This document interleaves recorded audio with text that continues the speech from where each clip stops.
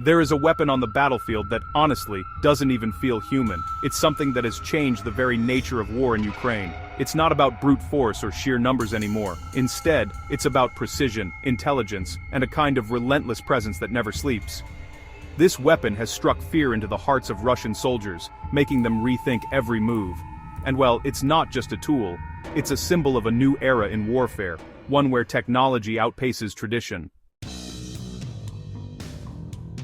Look up to the sky. Is it a bird? Is it a plane? No. It's something so utterly unhuman that it is making Russian soldiers surrender to Ukraine in droves. Whenever Ukraine sends this, it results in Putin's troops waving the white flag as they desperately try to avoid imminent death. Sinister and unfeeling, this is something that Ukraine unleashed time and time again over the winter, and it's going to become an even more important weapon than it already is in 2026. Have you guessed what we're talking about yet? It's Ukraine's drones, and they have been forcing Russia's soldiers to give up throughout the winter. Ukraine's defense minister, Mykhailo Fedorov, provides the details in a March 7th X post. This winter, more than 100 occupiers laid down their arms, thanks to the work of unmanned units. Every captured occupier is an opportunity to bring our defenders home, Fedorov declared.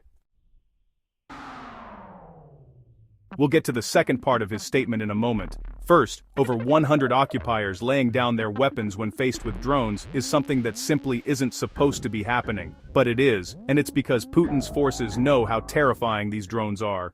Ukraine's unhuman machines fly overhead constantly, watching and waiting for any glimpse of a soldier in the vast kill zones that Ukraine has created around the settlements that it is defending.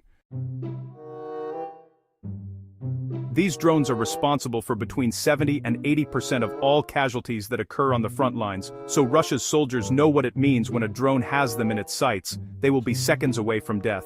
The only way to escape is to surrender. And that's what we see time and time again in a video that Fedorov published alongside his X post to prove that what he's saying isn't just a load of hot air. We see Russian soldiers with their hands raised, some stranded out in the open, knowing that they have nowhere else to go. Others, hidden away in shelter, only to discover that a drone has spotted them and is ready to unleash hell. The footage is, interspersed with occasional examples of what happens to the soldiers who are foolish enough not to surrender to Ukraine's sinister flying machines, and, honestly, it isn't pretty. The surrendering soldiers have likely seen far too many examples of what will happen to them. We are, witnessing the dawn of a new era of warfare. One where technology, especially drones, is fundamentally changing the battlefield. The rules, the risks, and even the choices that soldiers face are, well, being rewritten right before our eyes. They know better than to risk their lives in fights with Ukraine's drones, and if you keep watching, you'll discover that these soldiers are still risking it all when they wave the white flag. Before we get to that, we told you earlier that these sorts of drone surrenders really shouldn't be happening. At least they've never really happened in any other war before, as traditional surrenders usually occur when a soldier or unit has been backed into an inescapable corner by a much larger force. In other words, surrenders rarely happen in one-on-one situations, at least before the Ukraine war, but that's what we're seeing now. Drones simply have to hover overhead, and Russian soldiers are raising their hands and following the commands that emanate from the drones to allow themselves to be taken prisoner by Ukraine. That is precisely what Ukraine wants, and the reason why comes down to the prisoner exchanges to which Fedorov alludes in his X post. It would be all too easy for Ukraine's drone operators to simply zero in on the Russian soldiers that they located on the battlefield. They've done it plenty of times before, and continue to do so to the tune of eliminating thousands of Putin's forces every single month. On March 5th alone, Pravda reported that Russia lost an estimated 900 soldiers during the previous 24 hours, which reinforces the fact that Ukraine's small metal monstrosities are the biggest dealers of death in the entire war. After all, remember what we told you earlier about 70 to 80% of casualties being caused by drones. This means that between 630 and 720 of the casualties Russia experienced in just 24 hours came at the hands, or should we say bombs, and kamikaze strikes of Ukraine's drones. bumping up the Russian casualty rate is never a bad thing for Ukraine. But now, Ukraine is able to use the terrifying reputation that its drones have developed to get its hands on something even more valuable than yet another Russian name in the obituary column. By taking prisoners, Ukraine gives itself something to trade for the lives of soldiers that have been captured by Russia's forces. Right now, prisoner exchanges are really the only sort of semi-peaceful activity that occurs between Russia and Ukraine on the battlefield, so drones capturing over 100 Russian soldiers during the winter alone provides some much-needed bargaining power to get more Ukrainian soldiers home and potentially back onto the battlefield. You know, when we talk about warfare today, it's impossible to ignore just how much innovation and artificial intelligence are shaping the battlefield. Ukraine's rapid adaptation and use of cutting-edge technology, especially in the realm of drones, is honestly changing the rules of the game. AI-driven targeting, autonomous flight paths, and real-time data analysis are not just buzzwords anymore. They're tools that are saving lives and making operations more effective. In a conflict where every advantage counts, embracing innovation and artificial intelligence isn't just smart, it's absolutely essential for survival and success. In fact, we've seen one of these prisoner transfers occur recently, just a day before Fedorov revealed what Ukraine's drone units managed to achieve during the winter. Al Jazeera reported that Ukraine and Russia had just completed a two-day prisoner swap that saw each side receive 500 of its captured soldiers. Were any of the soldiers that Ukraine's drones caught part of this exchange? We don't know for sure, but it seems likely. And if they were, we see the ultimate irony in that Ukraine's unhuman machines that are so scary to any Russian soldier who comes across them are the indirect saviors of Ukrainians who might have wasted away or been tortured to death as Russia's prisoners. But by now, you might be wondering how all of this works. After all, we just told you that the traditional way for soldiers to surrender has nothing to do with drones. It couldn't have. Drones, although they existed long before the Ukraine war, have only really emerged as a viable all-purpose tool during Ukraine's defense of its territory against Putin's aggression. And it's in boosting that defense through innovation and new drone designs that Ukraine has been able to develop the capability to capture prisoners without one of its soldiers having to be present at the moment of capture. There are several examples of how this can be done. Artificial intelligence, or AI, plays a role in some cases. On January 27th, United 24 Media reported that one of Ukraine's AI-powered ground robots had managed to capture a trio of soldiers during a combat operation. The robot in question was a droid TW7.62, which was built by DevDroid and was being operated remotely by a Ukrainian soldier who is part of the country's 3rd Separate Assault Brigade. Without risk to our fighters, the mission was completed remotely. The exchange fund has been replenished. This is what modern warfare looks like. Robots on the front line, people safe, the brigade said when announcing the capture. The drone they used was the droid TW7.62, a remotely operated unmanned ground vehicle built on the Numo platform. That's a pretty big incentive for a Russian soldier to surrender right there. Just imagine a big hunk of metal that you can't stop with small arms fire bearing down on you with a machine gun that could shred you apart in seconds, and you can guess why arms would be raised in a heartbeat.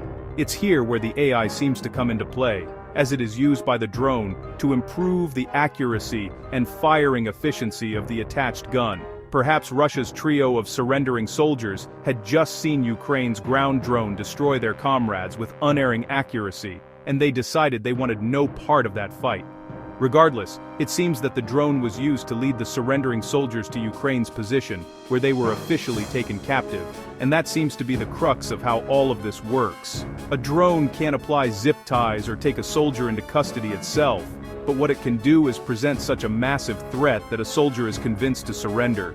Then, after the soldier disarms himself under the threat of the drone that is staring them in the face, they are led to where Ukraine wants them to be so that they're taken captive. That seems to have been what happened during an incident upon which United 24 Media reported on February 17th. In that instance, A pair of Russian soldiers initially surrendered to one of Ukraine's drones before convincing 3 more of their comrades to do the same thing. And how did Ukraine make it happen? United 24 media says that the drone in question was equipped with a loudspeaker through which Ukraine blared warnings about what was about to happen to any Russian soldiers found in the North Slobozhansky direction that it was patrolling. Russian soldiers, we know where you are hiding. We are giving you one last chance. In 1 hour, your shelter will be completely destroyed. If you surrender, you will live and return to your families. All your groups that moved with you yesterday have already been destroyed and are lying in the fields, came the message from the loudspeaker. This is propaganda turned into real power. And the worst of it for Putin's soldiers is that they know that these warnings are 100% accurate. They've seen comrades die in droves to Ukraine's drones, so an unhuman weapon delivering such a pointed warning is something to be taken seriously. In this case, 5 Russian soldiers got the message. Then they followed the drone to a safe place where they could surrender. At least, most of them did. United 24 media reports that other Russian soldiers fired on one of those trying to surrender, which offers a little hint about something we mentioned earlier in terms of Putin's troops taking their lives into their own hands when they wave the white flag. It's a damned if you do, and destroyed by a drone if you don't situation, and we're about to dig a little deeper into it. But before we get to that, there's plenty more where this came from. If you're getting value from the military show, don't forget to subscribe, so you never miss our videos. So, how are Russian soldiers taking their lives into their own hands when they surrender to Ukraine's drones? After all, it seems like the worst of their experience should be over, right?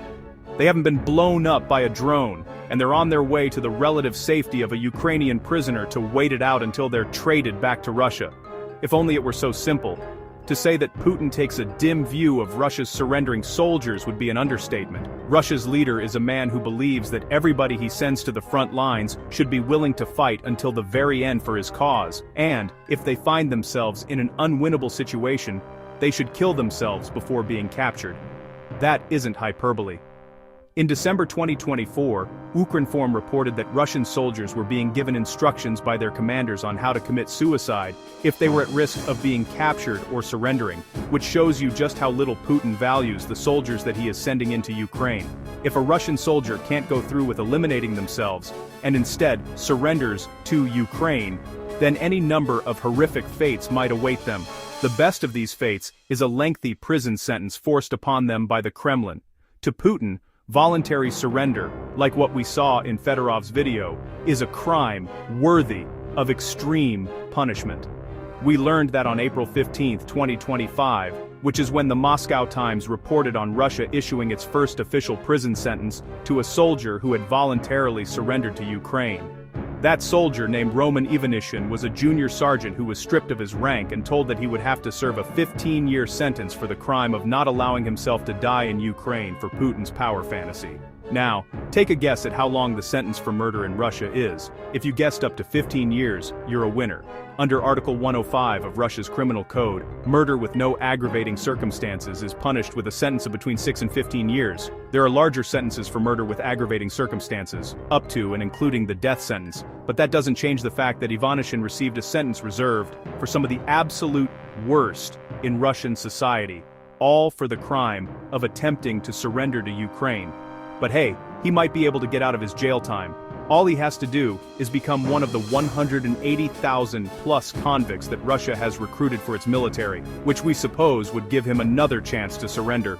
The Kremlin probably won't make the same offer to Ivanishin that it makes to its many other criminals. That is, unless it wants to manufacture a circumstance where the soldier faces an even worse fate than the one that he has been given. After all, you could argue that Ivanishin is one of the lucky ones. He got imprisoned for trying to surrender to Ukraine. Other Russian soldiers get killed.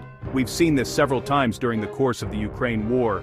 Back in July, Militarny reported on one such incident, which saw one Russian soldier shoot another as the second soldier attempted to surrender to Ukraine. One of Ukraine's drones observed the entire incident from overhead, perhaps having been used by Ukraine to convince the shot soldier to give himself up. Footage of the incident exists, though much of it is too graphic to share in this video. But what you see if you watch the video is the surrendering soldier being shot once from a distance, leading to him crumpling to the ground. A few seconds later, the shooter follows up by walking right up to the soldier and shooting him in the head. It's a terrible fate, but it's one that Russia seems to actively encourage in a military, where every soldier exists for no other reason than to throw themselves at Ukraine's defenses. If the soldier won't even do that, they're as good as dead to Putin anyway. What difference does it make to Russia's callous leader if that soldier is shot by Ukraine or one of his own comrades? At least the dead soldier won't give Ukraine something that it can trade for one of its own captured soldiers. Another incident was captured on video in October 2020. Inonababur Manama Provendidi 20, Adin Saber de Mai 45. Reported on by TVP World, this time, Russia's forces used one of its own drones to kill a man who was attempting to either desert or surrender to Ukraine. The soldier had barely even started the process of giving himself up. Ukraine's ground forces said that one of their reconnaissance drones had seen the soldier begin to lay down his arms, likely as preparation to surrender to Ukraine. Almost as soon as the weapons hit the ground, an explosive device dropped by a Russian drone lands next to him. Boom!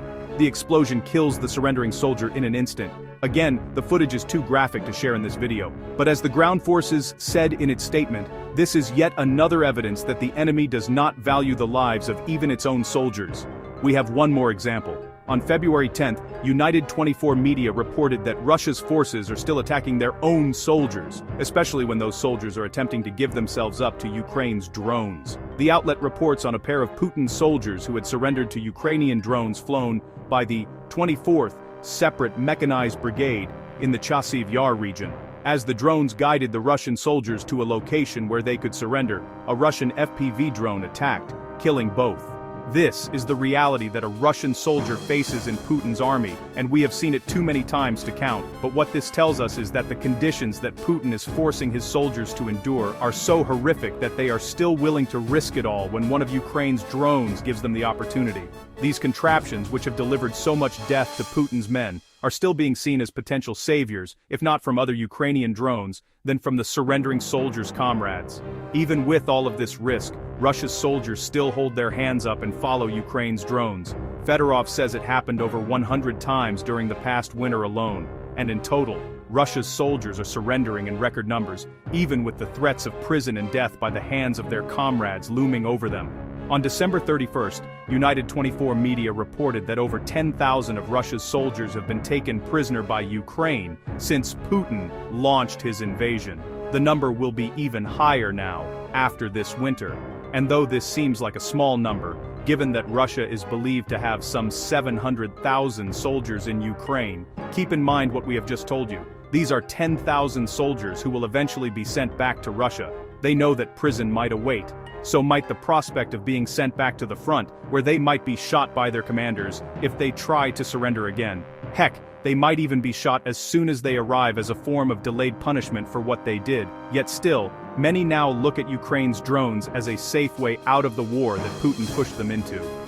It's a lot safer than sticking with inept commanders who point rifles at their heads if the soldiers so much as breathe a word that questions their orders. What Ukraine has found here is a way to encourage non-contact surrenders. It keeps its own soldiers safe while giving Russians a way to give up, all by using the very drones that have killed Putin's forces in droves. And in a strange kind of twisted bonus for Ukraine, any Russian who fails to surrender because their own forces kill them still amounts to a win for Ukraine. That's one more soldier eliminated from the battlefield.